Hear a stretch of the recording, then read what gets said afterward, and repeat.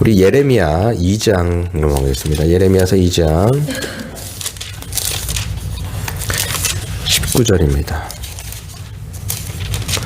예레미야서 2장 19절.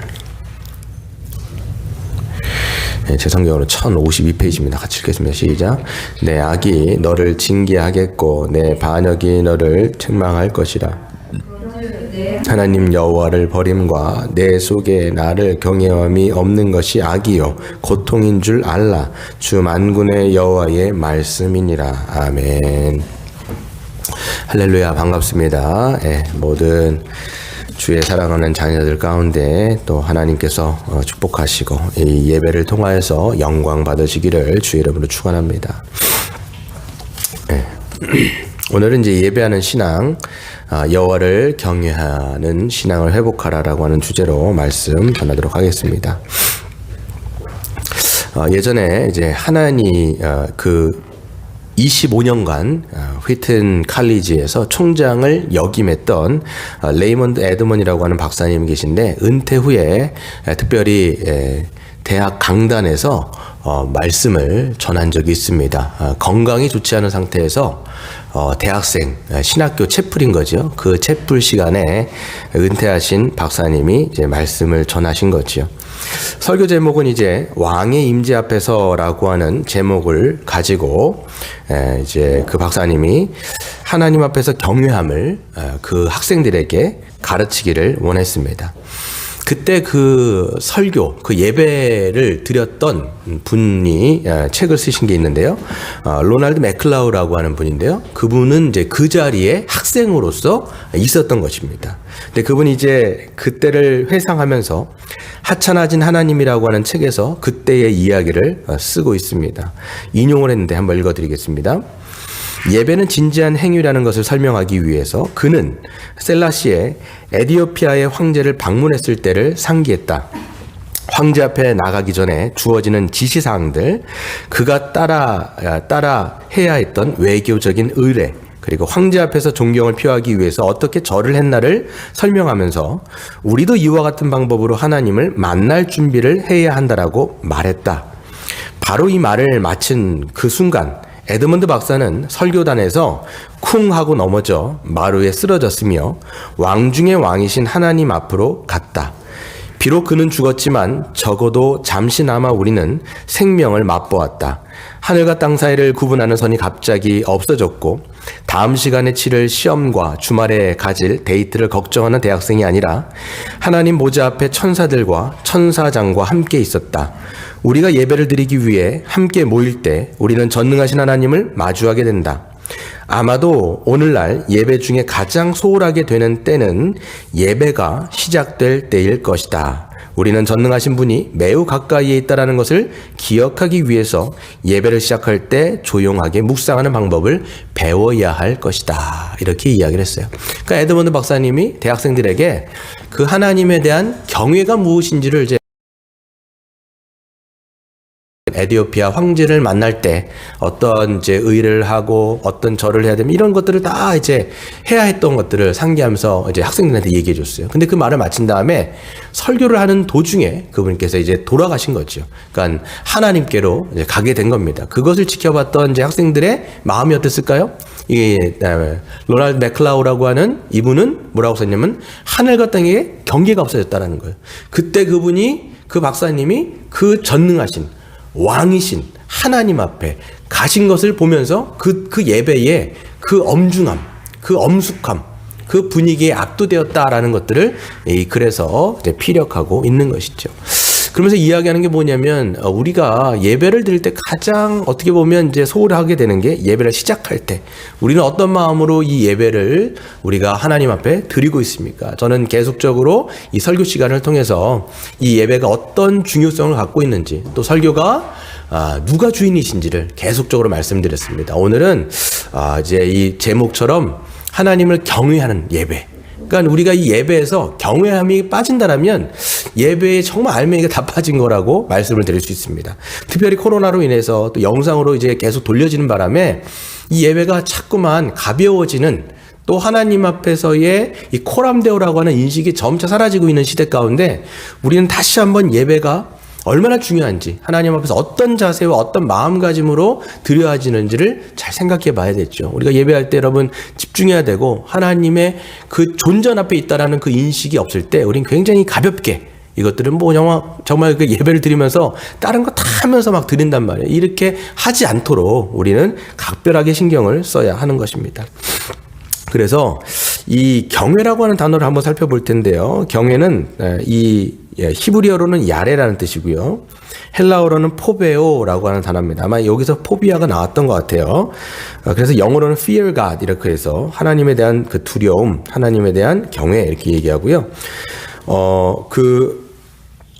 한자로 보면 이제 공경할 경자와 두려워할 외자를 쓰는 거죠. 잘 번역한 것 같아요. 그래서 공경하고 두려워하는 거. 근데 이제 공포 같은 개념은 아닙니다. 우리가 막 뭔가의 두려움에 사로잡혀서 공포적인 버들버들 떠는 어떤 귀신을 만났을 때 어떤 그런 두려움이 전혀 아니라, 이거는 하나님에 대한 존경심, 칼빈도 얘기하죠.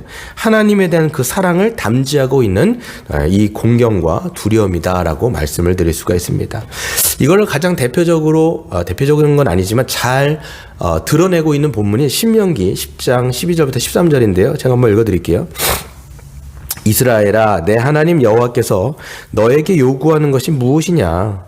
곧 내 하나님 여호와를 경외하여 그의 모든 도를 행하고 그를 사랑하며 마음을 다하고 뜻을 다하여 내 하나님 여호와를 섬기고 내가 오늘 너의 행복을 위하여 너에게 명하는 여호와의 명령과 규례를 지킬 것이 아니냐라고 말씀하고 있습니다. 신명기 한마디로 얘기하면 여호와 외에는 다른 신이 없다. 그렇기 때문에 그 하나님만 섬겨라. 하나님만 섬기는 게 뭐냐? 하나님을 경외하는 건데, 여기서 경외는 결국은 그 하나님의 말씀 가운데 순종이라고 하는 걸로 나아가죠.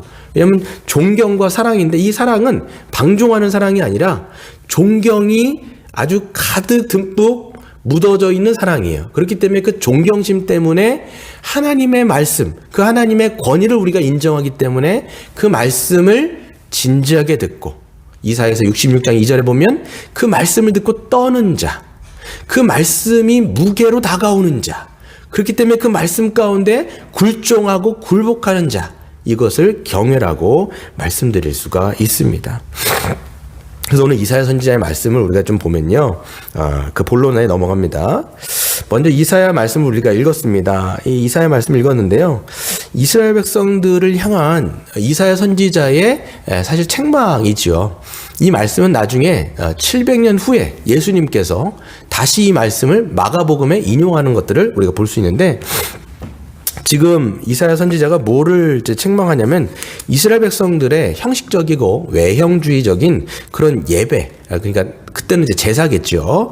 하나님께서 말씀하셨던 그 5대 제사, 그 제사를 드리는데 굉장히 외형적인, 그러니까 형식주의적인 것에 갇혀 있는 것들을 지금 책망하고 있다는 걸 볼 수가 있습니다. 그래서 보시면 이제 그 이 백성이 입술로는 나를 가까이하며 입술로는 나를 공경한다고 돼 있어요. 근데 그들의 마음은 내게서 굉장히 멀리 떠났나니 그들이 나를 경외함은 사람의 계명으로 가르침을 받았을 뿐이다. 그러니까 경외하긴 경외하는데 이 경외함은 마음으로서 나오는 게 아니라, 이 사랑과 존중에서 나오는 게 아니라 사람의 계명.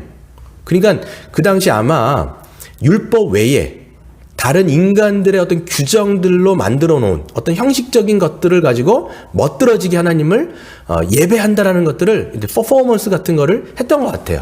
그런 것들을 따라서 했기 때문에 이거는 겉으로는 경외하는 것처럼 보이지만 전혀 그렇지 않은 것이다라고 말하면서 이제 하나님이 지적을 하시는 것을 볼 수 있습니다.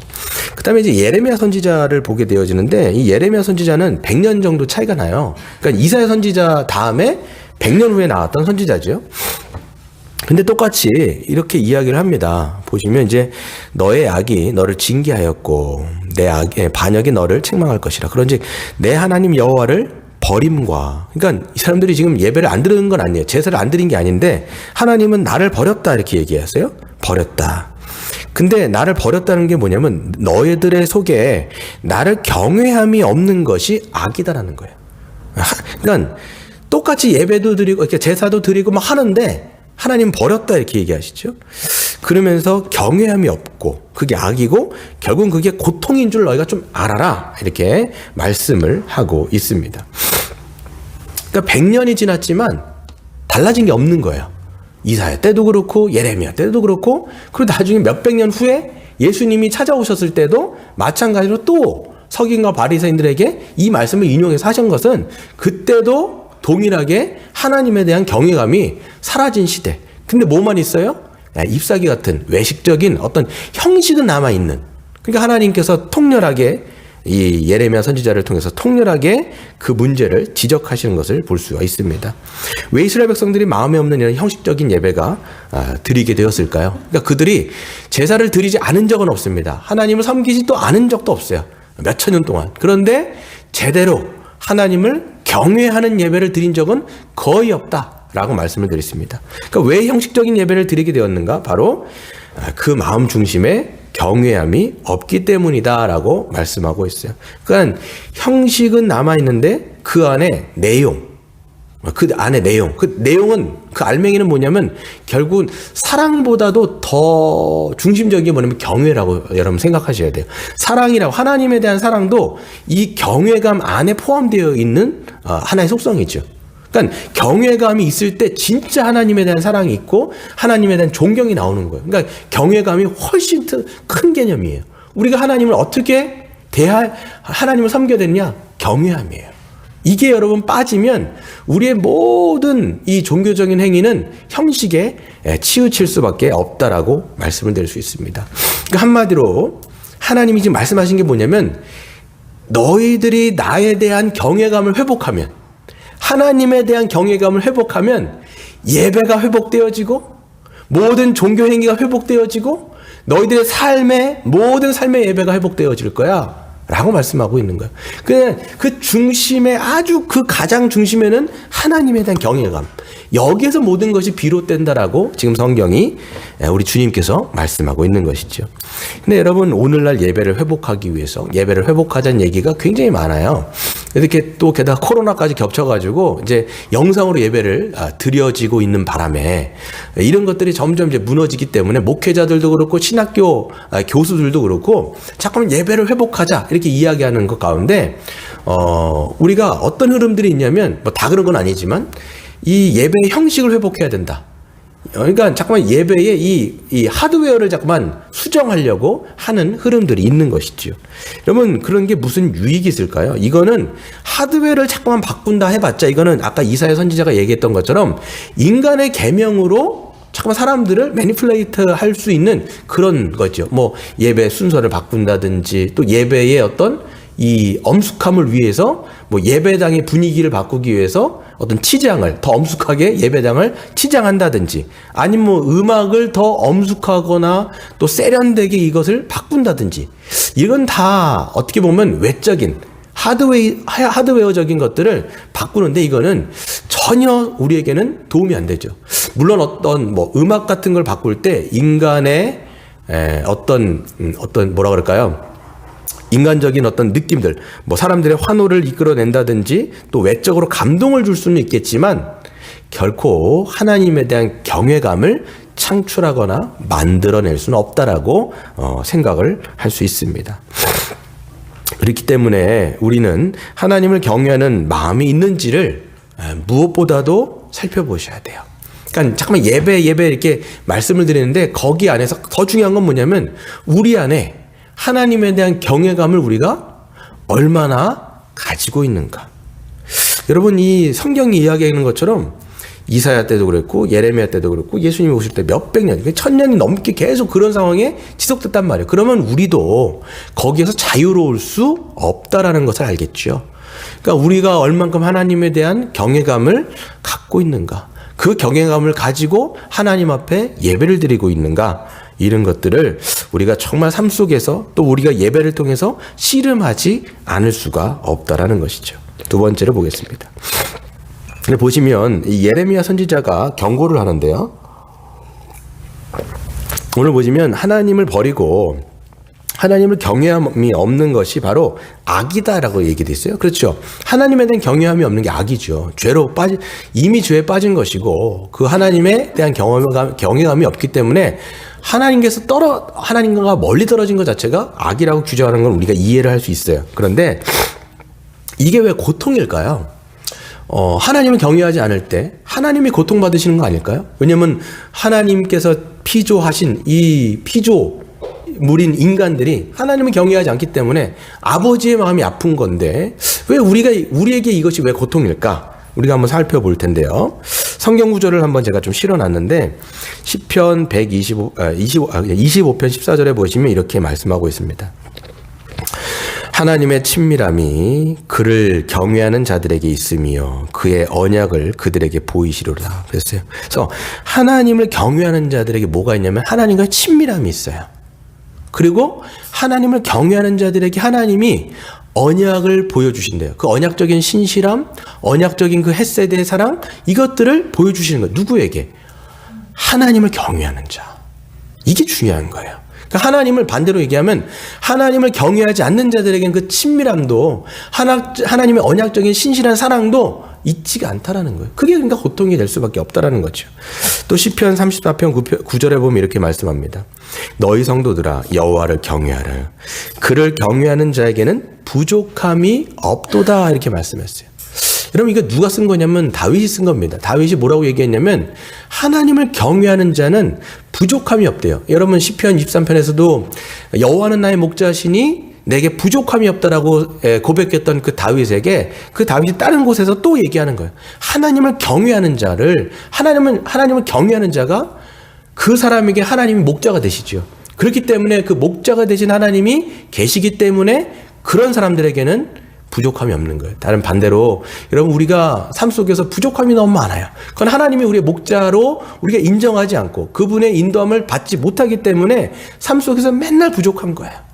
그러니까 우리가 하나님이 목자가 되실 때 하나님을 우리가 경외할 때 그런 사람들에게는 하나님이 왕으로 자정하시기 때문에 언약적인 사랑을 베풀어 주시기 때문에 부족함이 있지 않게 된다라고 말씀을 하고 있는 것입니다. 또 시편에 보시면 145편 19절에 보시면 그는 자기를 경외하는 자들의 소원을 이루시며 또 그들의 부르짖음을 들으사 구원하시리로다. 그렇죠? 그러니까 경외하는 자들의 소원을 들으세요. 그러니까 하나님을 경외하는 자들은 어떤 사람일까요? 마음에 하나님의 소원을 품고 있어요. 그러니까 여러분 저는 이 말씀을 보면서 빌립보서 말씀. 그러니까 하나님께서 우리 안에 소원을 두시고 그 소원을 우리를 통해서 이루신다고 말씀하잖아요. 그러니까 하나님을 경외하는 사람은 자기의 뜻과 자기의 소원이 아니에요. 하나님의 뜻과 하나님의 소원을 갖고 있기 때문에 하나님이 그 경외하는 자를 통해서 그의 기도를 들으시며 그의 소원을 이루어 나가시는 그런 은혜를 하나님을 경외하는 자는 경험하게 되는 것이죠. 또 한 가지 여러분에게 실려있지 않을 것 같은데 이사야서 66장 2절에 보면 이렇게 돼 있어요. 나 여호와가 말하노라 내 손이 이 모든 것을 지었으므로 그들이 생겼느니라. 무릇 마음이 가난하고 심령에 통회하며 내 말을 듣고 떠는 자 그 사람은 내가 돌아보겠다 이렇게 말씀하세요. 내 말을 듣고 떠는 자 이게 누구냐면 하나님 앞에 두려워하는 자예요. 우리는 하나님의 말씀 어떻게 듣습니까, 여러분? 내가 듣고 싶은 말씀, 나에게 이 기호에 따라서 내가 마음에 맞으면 듣고 아니면 버려버려. 이게 아니에요. 하나님의 말씀이 주어질 때 이 말씀의 무게를 알고 그 앞에 떠는 자, 이게 경외하는 자예요. 그런 자를 내가 돌아보겠다라는 거예요. 내가 살피겠다라는 거예요. 내가 감찰하겠다라는 거예요. 반대로 말하면 하나님을 경외하지 않으면 우리는 하나님을 만날 길도 하나님의 도우심을 받을 길도 하나님의 은혜를 입을 길도 없기 때문에 이것이 우리에게는 고통이 되어지는 것입니다. 이 모든 말씀은 여호와를 경외하는 것이 신앙의 기본이라고 그랬어요. 왜냐하면 하나님을 경외하는 것이 지혜와 지식의 근본이기 때문이죠. 이것이 없다라면 그는 하나님과 아무런 상관이 없는 자라고도 우리는 이야기할 수가 있는 겁니다. 여러분은 어떻습니까? 하나님에 대한 경외함이 있습니까? 우리의 삶 속에 정말 하나님에 대하여 그 말씀에 대하여 떠는 그런 마음이 있는지를 우리가 살펴봐야 하는 것입니다. 여러분 오늘날 교회가 잃어버린 것이 바로 이 경외함이에요. 이 여호와를 경외하는 것 외에 교회들, 지금 한국 교회, 전체 교회들 마찬가지. 너무나 많은 것, 과거에 비하면 너무나 많은 것이 부요해졌어요. 정말 교회들을 보면 과거와는 비교할 수 없는 것들을 너무나 많이 갖고 있습니다. 그렇죠? 예배당에 굉장히 정말 잘 지어놓은 예배당도 있고, 우리 교회도 마찬가지예요. 지금 음향 장비라든지 과거에 비해서는 비교할 수 없을 정도로 좋은 것들, 풍성한 것들이 이제 어떻게 보면 물질적인 것들이 굉장히 많이 주어졌다라는 거죠. 우리 개개인의 삶도 마찬가지입니다. 뭐가 더 풍성해지냐면 물질적인 풍성함은 과거에 비해서는 비교할 수 없을 정도로 많이 주어진 것이 사실입니다. 그런데 점점 없어지는 것, 또 교회들 가운데 없어지는 것, 우리의 삶 속에서 없어지는 것, 이게 뭐냐? 바로 하나님에 대한 경외심, 이것이 빠져 있는 거예요. 그러니까 여러분, 이것이 빠져 있다라면 풍요 속의 빈곤이에요. 교회가 굉장히 물질적으로 부유하고 풍성하고 채워지고 막 이런데 그 중심 알맹이에 뭐가 없냐면 하나님에 대한 경외심이 없으면, 아까 말씀드린 것처럼 하나님과의 어떤 친밀함, 언약적 사랑을 우리가 그것을 누리는 것, 하나님의 도우심을 얻고 하나님의 보살핌을 얻고 하나님께서 돌보시고 감찰하시는 그런 은혜들을 경험하지 못하기 때문에 풍요 속에서도 영혼은 고통을 당할 수밖에 없다라고 성경에서 우리에게 정확하게 말씀하고 있는 것이지요. 그렇기 때문에 그래서 하나님의 경외감이 없는 것이 바로 우리들에게 고통이에요. 물질적으로는 부유하다 할지라도 영적으로 굉장히 핍절하게 되는 거죠. 뭔가 빠진 것 같아요. 그래서 채워도 부족한 거예요. 날마다 뭔가 부족해. 그래서 마음이 헛헛한 거죠. 헛헛하니까 다른 것들을 찾는데, 여러분, 그게 예레미야에서 우리가 앞에 읽진 않았는데 뭐라고 잠깐만 얘기하냐면, 예레미야에서 너희들은 왜 웅덩이를 파는데 터진 웅덩이를 파냐, 이런 얘기를 해요. 자꾸만 터진 웅덩이. 그게 이스라엘 백성이 하나님에 대한 그 완전하신 하나님을 찾아야 되는데 그 하나님을 찾지 않고 자꾸만 다른 데를 찾는 거예요. 이거를 그러니까 그 이스라엘 백성이 지금 다른 나라로부터 공격을 받잖아요. 그러니까 하나님을 의지했어야 되는데 다른 애굽을 의지하고 또 다른 나라를 의지하면서 자기들의 안전을 거기에서 보장받으려고 하는. 근데 하나님 뭐라고 말씀하시면 터진 웅덩이다. 여러분, 터진 웅덩이 뭐예요? 웅덩이가 터져서 물이 계속 새는데 거기에 계속 뭔가를 자꾸만 채우는 거예요. 그냥 부족한 거예요. 우리의 심령은 어떻습니까? 만족합니까? 만족하지 않다라면, 우리는 뭔가 자꾸만 헛헛하다라면, 뭔가 자꾸만 우리가 하나님으로 만족하지 못한다라면 우리의 하나님에 대한 경외감이 정말 있는가를 우리가 살펴보지 않을 수가 없다라고 말씀드릴 수 있어요. 세 번째.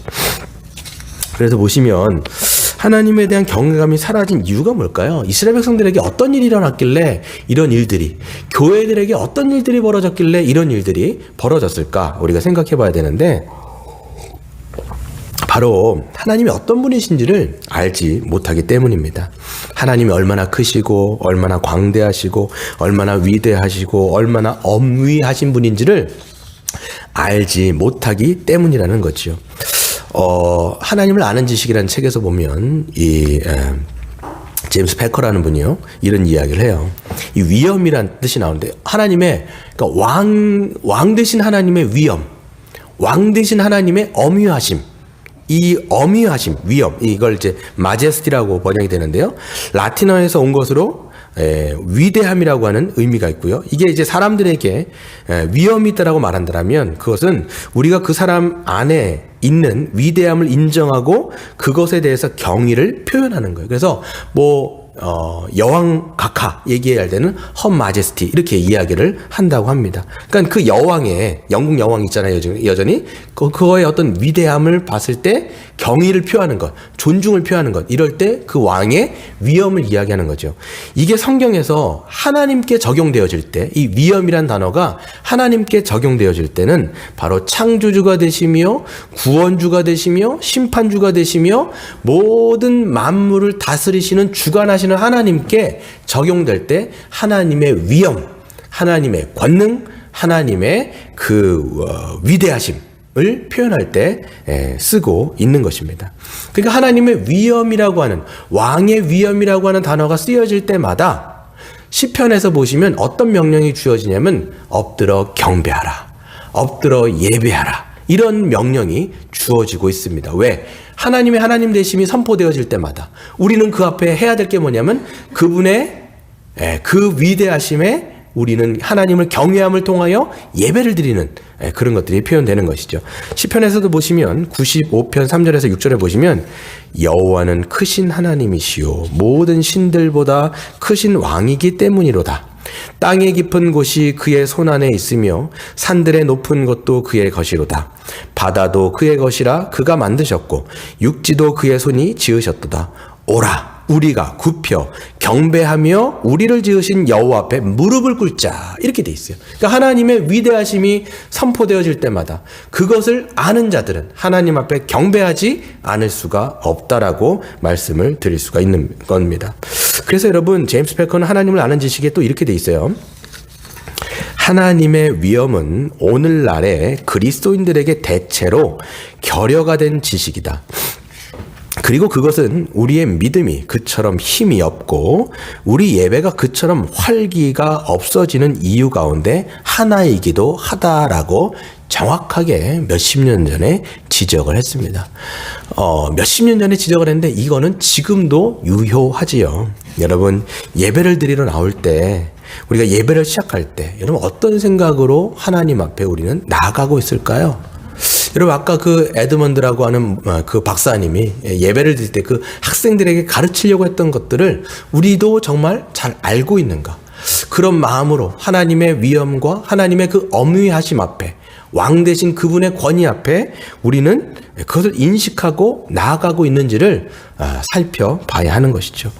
여러분 옛날 사극 같은 데 보시면 이제 왕 앞에 우리 조선시대도 마찬가지였죠. 왕 앞에 나아갈 때 한 번 절하는 게 아니에요. 보면 가면서 왕을 만날 때 보면 이렇게 이 돌바닥 있잖아요. 거기서 절을 하면서 나가요. 절을 하면서 또 절을 하면서 나가고 또 절을 하면서 나가고 또 그 왕 앞에 나갔을 때 또 결국 한 번 더 절을 하는 거죠. 이런 식으로 왕의 그 위엄 앞에 끊임없이 절을 통해서 그 존중을 표하고 있는 것들을 보게 되는 것입니다. 그래서 여러분 현대를 사는 우리도 만약에 뭐 왕들은 아니지만 그런 뭐 고위 관직자라든지 높은 지위에 있는 사람이라든지 뭐 심지어는 여러분 그냥 여러분의 인생, 저의 인생을 저의 인생에 아주 중요한 영향을 끼칠 수 있는 그런 사람을 우리가 오늘 만난다라고 여러분 생각해 보세요.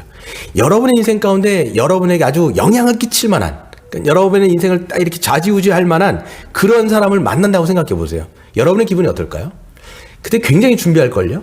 그러니까 마음도 굉장히 어떻게 보면 설레이기도 하지만 때로는 좀 두렵기도 하죠. 그 사람을 만나서 어떤 말을 해야 될지, 그 사람을 만나서 어떻게 제스처를 해야 될지 이런 게 굉장히 신경이 쓴단 말이에요. 왜? 내 인생을 주관한다고 생각하고 영향을 끼친다고 생각하기 때문에 함부로 하지 못하는 그런 상황이 분명히 벌어질 거란 말이에요. 그런데 우리는 생각해 봐야 돼요. 그런 사람을 만날 때도 우리가 그렇게 각별하게 주의를 기울인다라면 진짜 모든 만물을 다스리시고 우리 인생을 정말 주관하시는 하나님을 우리가 이 예배를 통하여 만난다라고 생각할 때 어떤 인식을 우리가 해야 하는지, 그럴 때 그런 사람을 만날 때의 어떤 그런 조그마한 인식이 하나님을 만날 때 조금이라도 우리가 그런 인식을 정말 하면서 예배에 임하는지 그렇지 않은지 여러분이 잘 한번 생각해 보시는 것이 중요하다라는 거예요. 네. 그래서 여러분 우리는 이 엄위하신 하나님을 알고 있는지, 만일 모른다라면 우리가 알고 예배하는 하나님은 어떤 하나님일까요? 우리는 여러분 하나님에 대한 지식이 왜곡되어 있거나 편중되어 있거나 잘못될 때가 참 많습니다. 그래서 사랑이 많으시고 아주 자비하셔서 은혜가 풍성하신 하나님에 대해서는 이게 제가 예전에 말씀 많이 드렸죠. 이런 쪽으로 많이 국한되어 있어요. 지금 현대를 살아가는 21세기 교회의 모든 대부분의 성도들이 여기에 많이 편중되어 있어요. 그래서 하나님은 자비하시고 하나님은 사랑이 많으시고 그래서 우리가 어떤 짓을 해도 하나님은 용서해 주시고 자비하시고 은혜로 우리를 관용해 주실 거야. 이런 생각을 할 때가 많다라는 것이죠. 그래서 우리가 하나님의 사랑을 오해한 나머지 우리가 그려내는, 우리가 상상하는 그런 하나님이 될 수가 있는 것이죠. 그저 우리의 삶 속에서 어려운 일이 있을 때마다 도와주시고 우리 편이 되어주시는 그런 하나님, 그 이상도 그 이하도 아닌 그런 하나님이 될 수도 있는 것이죠. 그러다가 편해지면 다시 내 뜻대로 내 마음대로 살다가 또 위기의 순간이 나에게 찾아오면 또 그때 찾아가고 그런 하나님. 그러니까 어떻게 보면 예전에도 말씀드린 것처럼 지니 같은 램프를 비빌 때 이게 뿅 나타나가지고 우리의 소원을 말해봐 이렇게 해가지고 우리의 소원을 들어주는 그런 지니 이하의 하나님이 아니라면 그건 굉장히 문제가 있는 것이죠. 여러분, 지니 같은 하나님이라면 우리는 그런 하나님은 경외할 수가 없어요. 물론 지니 같은 하나님이라면 사랑할 수도 있고 우리가 그에 대해서 굉장히 좋아할 수는 있어요. 왜? 나의 편이 되어주고 나를 맨날 감싸주고 안아주고 나를 위로해주니까 그런 지니 같은 하나님은 내가 사랑할 수도 있고 좋아할 수 있어요. 그런데 그런 하나님은 결코 경배의 대상은 아니죠. 그렇죠? 결코 경배의 대상이 아니에요. 왕의 권위가 없잖아요. 왕의 위엄이 없잖아요. 그냥 내 편이고 나와 비슷한 나보다 조금 난 이런 정도의 하나님이라면 그렇기 때문에 왕의 위엄을 잃어버릴 때 우리에게 나타나는 증상들이 뭐냐? 바로 하나님의 말씀 가운데 떠는 게 없어지는 거예요. 그런 하나님의 권위가 없어지는데 그런 하나님이 우리에게 말씀하실 때 뭐 두렵겠습니까? 우리가 그 말씀을 들을 때 내 기호에 맞는지 내 감정에 맞는지 오히려 그걸 더 생각하지요. 나의 감정과 기호에 맞으면 오케이 아멘. 하지만 내 감정과 기호에 맞지 않으면 흘려버리거나 노맨 나 그거 못 들어요. 나 그런 거 들을 수 없어요 라고 하면서 내가 그 말씀을 가려버리는 거예요. 그리고 그 말씀이 주어졌을 때 그 말씀이 권위가 있기 때문에 그 말씀을 순종하기 위해서 때론 내가 손해를 보고 불이익을 받는다 할지라도 그 말씀을 내가 목숨처럼 여기는지 아니면 내가 손해가 나고 불이익이 있으면 그 말씀을 가감없이 그냥 버려버리는 거죠. 왜? 내가 믿는 하나님은 그럴 정도의 무게가 있는 하나님이 아니기 때문에 그런 모든 것들을 흘려버리는 그런 태도를 취할 수밖에 없는 거예요. 그러니까 여러분 하나님에 대한 경외함은 이게 상실되어지면 우리의 예배고 우리의 삶의 예배고 다 무너지는 거예요. 왜? 하나님에 대한 경외감은 그 말씀을 통해서 우리가 진짜 존중하고 사랑하는 것으로 드러나는데 이걸 다 버려버리니까 예배가 살겠습니까? 예배는 형식 껍데기만 남게 되는 것이고 우리의 삶 속에서도 하나님의 말씀에 절대로 순종하지 않는 내가 원하는 대로만 가고자 하는 그런 죄성들이 나가. 결국은 그게 우리에겐 고통이 되는 거예요. 결국은. 그건 우리에게 좋은 게 아니라 하나님 말씀하시잖아요. 하나님과 점점 멀어지기 때문에 우리의 영혼은 고통을 당하고 고통을 받고 그 고통이 뭔지를 모르니까 사람들은 자꾸만 그냥 다른 것을 통해서 그 고통을 해결하려고 하는데 마치 바닷물을 먹으면 더 목이 마른 것처럼 그런 방식으로 터진 운동이를 우리가 메꾸게 되어지는 것입니다. 이런 현상들이 교회들 마음가다 나타나는 현상들입니다. 그래서 우리는 그 어미하신 하나님에 대해서 어떻게 살아가고 있는지를 살펴보셔야 돼요. 여러분, 그래서 하나님이 10계명을 주실 때 제일 되는 계명이 무엇인가 보여주면 나 외에는 다른 신을 너에게 두지 말아라 이렇게 말씀하셨지 않습니까? 제1계명 존 칼빈은 그거를 이렇게 주해하고 있습니다. 이것은 하나님의 어미하심을 묵상하고 두려워하며 예배하라는 명령이다. 하나님의 축복들 안에 참여하고 모든 상황 속에서 오직 하나님만의 도우심을 구하라는 명령이다. 그리고 하나님이 하시는 일의 위대함을 인정하고 기념하고 찬양하는 것을 인생의 모든 활동의 유일한 목적으로 삼으라는 이야기다라는 거죠. 이는 하나님만을 예배하는 명령이요 예배를 인생의 유일한 목적으로 삼으라고 하는 명령이다라는 그런 뜻이에요. 그렇기 때문에 여러분 우리가 만일 우리가 다른 더 중요한 일 때문에 주일날 드리는 이 예배를 제쳐놓는 일들이 벌어진다라면 또 만일 예배가 굳이 제 시간에 드려야 할 만큼 중요한 것이 아니라면 우리의 삶은 실패한 인생이고 심지어는 망한 인생이라고도 이야기할 수가 있습니다. 그럴 정도로 예배는 굉장히 중요하고 우리의 하나님에 대한 경외감은 이 예배를 통하여 발현되어지기 때문에 이 예배를 우리가 하찮은 것으로 여기고 치부하여질 때 우리의 인생도 그만큼 여러분 실패하고 또 망한 인생이 될 수 있다라고 성경이 이야기할 수 있어요. 그래서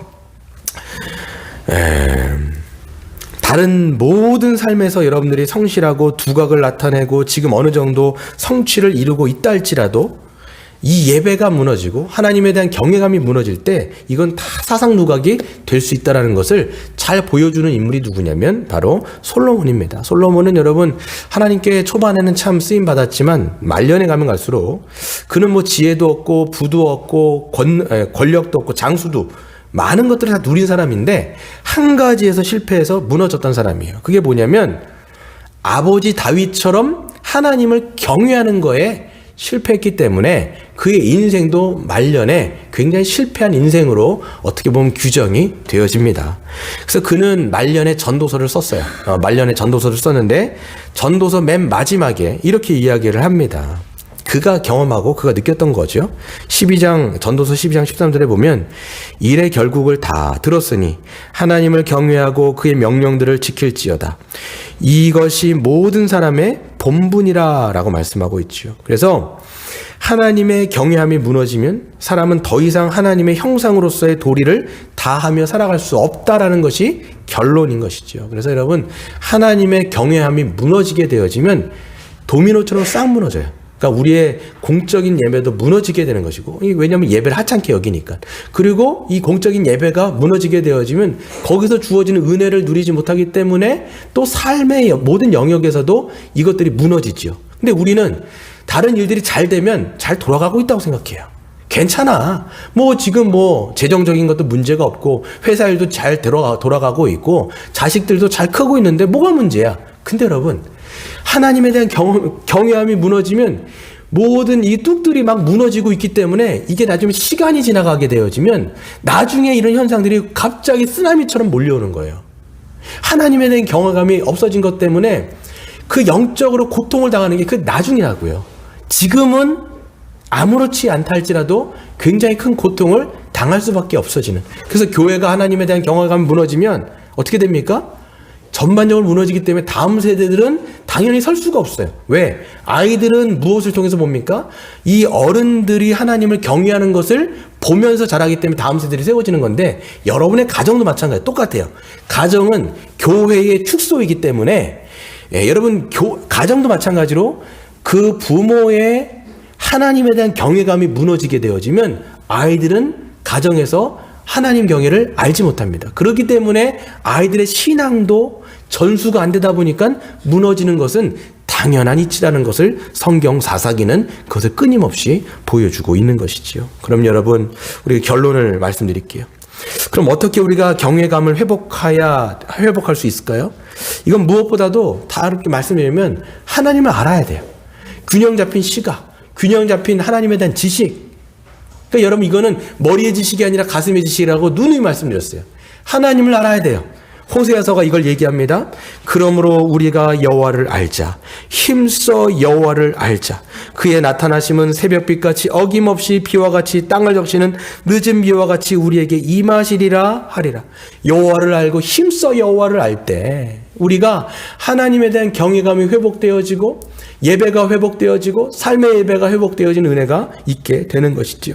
여러분 하나님의 은혜와 자비와 사랑과 인자하심으로 인한 용서와 구원도 알아야 하지만 하나님의 거룩하심과 하나님의 공의하심과 어미하심으로 인한 세상을 주관하시고 세상을 심판하시는 그 심판에 대한 그 하나님도 알아야 되는 것이죠. 이 하나님에 대한 균형 잡힌 지식이 우리에게 절실합니다. 편중된 지식은 문제가 있어요. 그렇기 때문에 하나님의 하나님 되심을 가장 잘 드러낸 사건이 바로 무엇이냐? 그게 바로 예수 그리스도의 십자가 사건이라 성경은 말씀하고 있습니다. 그러니까 하나님의 그 하나님, 은혜의 하나님, 공의 하나님, 또 자비하신 하나님, 거룩하시고 어미하신 하나님, 이게 편중되는 게 아니라 균형을 잡아야 되는데 그 모든 것이 다 한꺼번에 드러난 게 뭐냐면 바로 예수 그리스도의 십자가라는 거예요. 이건 제가 말씀드렸죠. 어떻게 거기에서 하나님의 하나님 되심이 드러납니까? 예수께서 십자가에 달리셨는데 그 죄가 없으신 그분이 왜 그렇게 십자가에서 비참하게, 그토록 비참하게 십자가에 달릴 수밖에 없는가라는 것을 우리가 질문할 수밖에 없겠죠. 그러면 성경은 뭐라고 말씀하고 있습니까? 그 의인이신 예수 그리스도께서 모든 우리 인간의 죄를 다 도말하시고 자기가 다 덮어쓰시고 하나님의 그 거룩하신 하나님의 심판과 진노와 저주를 다 받으셔서 심판받으시는 죽음이기 때문에 그렇게 비참하게 그 십자가에서 돌아가셨다라고 말씀을 하고 있습니다. 그렇기 때문에 십자가에서 우리는 어떤 하나님을 볼 수 있느냐? 거룩하신 하나님, 공의하신 하나님, 엄위하신 하나님, 심판하시고 모든 세상을 맨 마지막에 심판하시는 그런 엄위하신 왕이신 하나님의 권위를 우리가 볼 수가 있는 것이죠. 또 다른 한편으로는 그런데 그 십자가에 저와 여러분 같은 죄인들이 달린 것이 아니라 왜 의인이신 독생하신 하나님의 그 독생하신 아들이 거기에 그렇게 비참하게 달려야만 됐는가라고 하는 질문에 성경은 이렇게 답을 하고 있습니다. 하나님이 우리를 이처럼 사랑하사 믿는 자들을 멸망치 않게 하고 영생을 주기 위해서 우리를 거기에 대신 죽인 것이 아니라 거기서 당신의 아들을 죽임으로써 하나님에 대한 그 사랑을 거기서 우리를 향한 하나님의 사랑을 확증하셨다라고 말씀하고 있습니다. 그러니까 십자가에서는 어떤 사랑이 드러났느냐? 우리를 향한 하나님의 은혜와 사랑과 자비와 용서, 그 은혜가 거기에는 드러나 있는 것이죠. 그렇기 때문에 우리는 십자가를 통해서 하나님에 대한 은혜도 알 수 있지만 하나님의 공의와 거룩과 사랑도 거기서 충만하게 알 수가 있게 되는 것입니다. 그러므로 여러분, 우리는 철로역정의 크리스찬이 주님의 십자가를 통과할 때, 그 십자가를 통해서 하나님을 만나게 되어졌을 때 하나님의 되심을 알게 되고 하나님에 대한 그 사랑과 존중감이 생겼던 것처럼 우리도 마찬가지여야 돼요. 하나님을 바로 알려면 십자가를 통할 수밖에 없어요. 십자가를 통하여 그 십자가의 사랑이 나의 것이 되어질 때 우리는 정말 균형 잡힌 하나님을 알게 되어지고 거기에서 하나님에 대한 진짜 사랑과 하나님에 대한 진짜 존경심, 즉 하나님에 대한 경외심이 회복이 되어지는 거예요. 아, 우리가 믿는 하나님이 저런 분이구나. 나를 구원하신 하나님, 내가 어찌 사랑하지 않을 수 있겠는가. 하지만 그 하나님이 십자가를 통해서 심판하셨던 것처럼 우리의 모든 인생을 주관하시며 맨 마지막에 십자가에서 이 세상을 심판하셨던 것처럼 마지막 그렇게 심판하실 그 심판장이시구나라는 것들을 우리가 알기 때문에 하나님 앞에서 방종할 수가 없는 거예요. 여러분, 그렇기 때문에 십자가를 통한 하나님에 대한 사랑이 회복되어질 때, 경외감이 회복되어질 때 우리의 예배도 회복되어지고 우리의 삶의 예배도 회복되어지고 모든 삶의 정황들이 회복되어지는 줄을 믿습니다. 여러분, 그렇기 때문에 여러분, 저는 기도하는 것은 하나님, 우리의 모든 이 경외감을 회복시켜 주시옵소서. 십자가를 통해서 하나님을 다시 한번 우리가 알고 하나님을 참되게 믿고 우리의 삶 속에 하나님에 대한 경외감이 회복되어지고 이것을 배우게 해 주십시오. 이것을 배울 때 우리의 삶의 전반의 영역들이 다시 한번 회복되어지는 은혜가 있을 수 있게 해달라고 기도하는 저와 여러분 되시기를 주의 이름으로 축원합니다.